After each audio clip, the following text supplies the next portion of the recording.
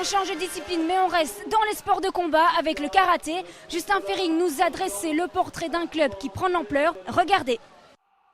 2 médailles d'or et 3 médailles de bronze, c'est le très beau bilan des karatékas du Bois d'Oriou d'Ornu au dernier championnat d'Europe.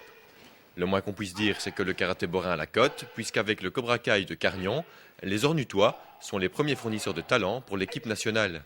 Ça regroupait quand même 22 pays, il y avait pas mal de monde, ça s'est déroulé sur 3 jours sur l'île d'Evia en face d'Athènes, ça s'est très bien passé, oui, il y a eu beaucoup de résultats chez les francophones et notamment les clubs de la région et notre club plus particulièrement, il y a Bendiap Sofiane qui a fait une 3e place en kata, il y a Rogiv Grégory qui a fait une 3e place en comité dans la catégorie 14-15 ans et bien sûr Garcia Del Rio Magali qui était déjà championne d'Europe WKF en 2005 en Irlande, mais qui a eu des problèmes de santé, rupture des ligaments, donc qui a dû revenir lentement à la compétition et qui fait un retour en force avec un doublé.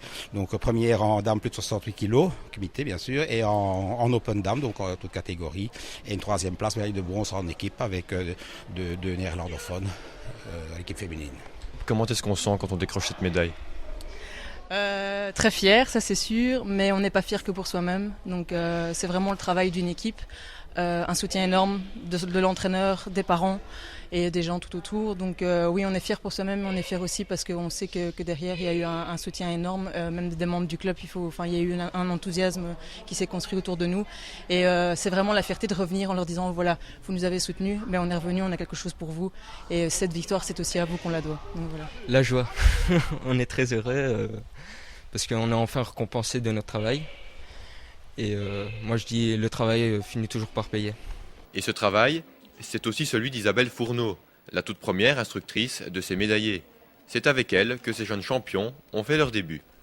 Ah oui, pour moi c'est tout un symbole, évidemment, c'est une grande joie, c'est une grande fierté, ce sont des gens que j'apprécie énormément, qui me l'ont rendu à un certain moment aux divers parcours de ma vie, c'était vraiment, pour moi c'est fabuleux, j'espère pouvoir leur remettre leur ceinture noire, parce que il y a tout un rituel évidemment à ce niveau-là, mais j'espère bien, c'est une grande joie, c'est une fierté, et j'espère, dans les petits que je forme, qu'il y en aura qui pourront une fois sortir également ceinture noire.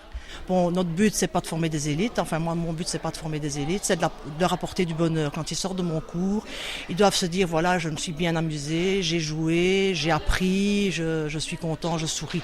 Et quand je vois les parents qui viennent me remercier, c'est aussi tout un symbole. Mais je vous assure, c'est un travail très très dur, très long, très difficile. Et Isabelle ne croit pas si bien dire.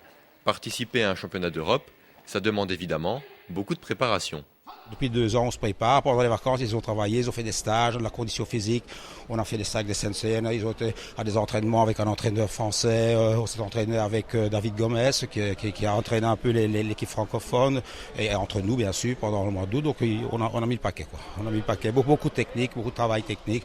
Il y a différentes approches. On fait de la condition physique, mais on peut la faire de différentes façons. Nous, on l'a fait je suis très traditionnel. J'ai été éduqué par un sensei japonais, donc j'ai eu presque 35 ans de karaté formé par un sensei japonais. Donc voilà, il y a plusieurs chemins pour arriver en haut de la montagne et je pense que ils ont tous payé.